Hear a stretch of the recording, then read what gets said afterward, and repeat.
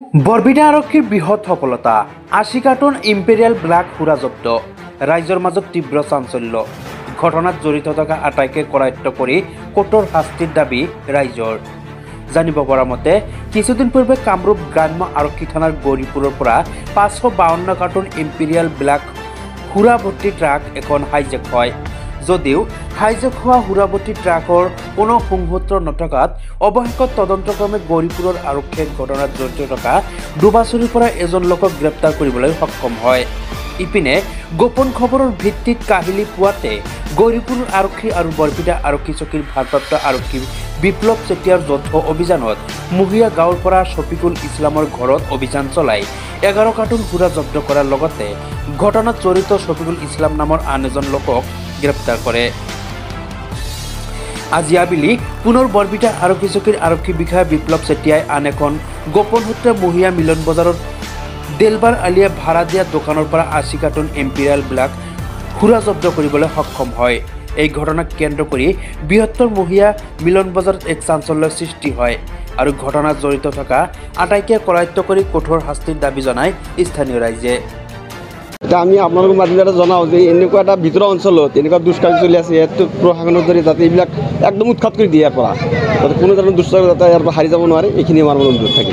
বিশেষকৈ ৰমজান মাহ চলি আছে ইয়াৰ পৰা ল'ৰা এজনকো লৈ গৈছে বুলি পাইছোঁ নাই এইটো ঠিক মোটেই ঠিক হয় ল'ৰাটো ঠিকেই কৰিছে মানে যদি ২ নম্বৰ কামত জড়িত আছে তাক লৈ যোৱাটো একদম উচিত কাম কৰিছে ইয়াতে আৰু তাৰ লগত যদি আৰু কোনোবা জড়িত আছে সিহঁতক ইয়াৰ পৰা উঠাই ল'ব লাগে। গোডাউনটো কাৰ গোডাউনটো এটা মালিকেও নাজানে যে মালটো কেতিয়া সোমাই থৈছে। ৰুমটো কাৰ নামত আছে? ৰুমটো কাৰো নামত এলট নাই এতিয়া মালিকৰ নামত আছে মালিকৰ অধীনত আছে। মালখিনি কোন দিনত থৈছে সেইটো কোনে নাজানে মালটো কোন দিনত থৈছে কোনে গম পোৱা নাই আজিলৈকে। কি নাম মালিকৰ কি নাম? মালিকটোৰ নাম আছিল দিলৱাৰ হুছেইন সি মানুহজন নাই ঢুকাইছে তাৰ ল'ৰাবিলাক দিল্লীত কাম কৰি থাকে। শফিকুলে কি কৰে যিজন ল'ৰাক ধৰি লৈ গৈছে? ল'ৰাটো ড্ৰাইভাৰ গাড়ী চলায়। খিনি মাল আমাৰ আগৰ যিটো অচি ছাৰ আছিল হেমকান্ত শৰ্মা ছাৰ ৰাতি পুৱাতে আহি আমাৰ মহিয়া এজন ছবিকুল নাম এটা হয় তাক কৰায়ত্ব কৰিছে। আজি মানে ছবিকুলি ক'লে না কোনে ক'লে আমি নাজানো আমাৰ এই বজাৰৰ আপ্ৰবি মহিয়া মিলন বজাৰত এইখিনি মাল উদ্ধাৰ হ'ল। কিমান কাৰ্টন আছে ইয়াতে? ৮০ কাৰ্টন ইয়াতে আছে ৮০। আমি নাজানো মদ বুলি কৈ আছে কি কয় সেইটো আমি নাজানো আমি দেখাও নাই মদ বুলি কৈ আছে ছাৰে সেইটো ক'লে যে এইটো মদ হয়। এতিয়া আমাৰ বৰবিধা আইচি ছাৰ বিপ্লৱ ছাৰে ইয়াতে আহি মালখিনি উদ্ধাৰ কৰিলে।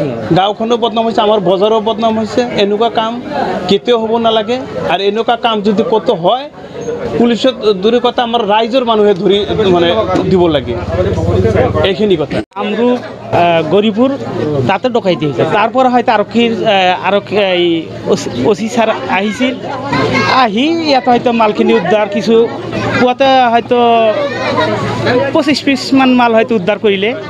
এতিয়া আমাৰ হয়তো বৰবিধা আইচি ছাৰে ৮০ কাৰ্টন মাল আমাৰ মিলন বজাৰ হয়তো ইয়াৰ পৰা উদ্ধাৰ কৰিলে আৰু আমি যিখিনি ইয়াতে জানা মানে দেখা পালোঁ মদৰ কাৰ্টন ইয়াৰ ল'ৰা এটা পুৱাতে আহি উঠাই লৈ গৈছে শফিকুল ইছলাম। তেওঁ মাৰুতি গাড়ী চলাই বুলি গাড়ী চলাই। এনেকুৱা কামটো ঠিক হৈছে নেকি?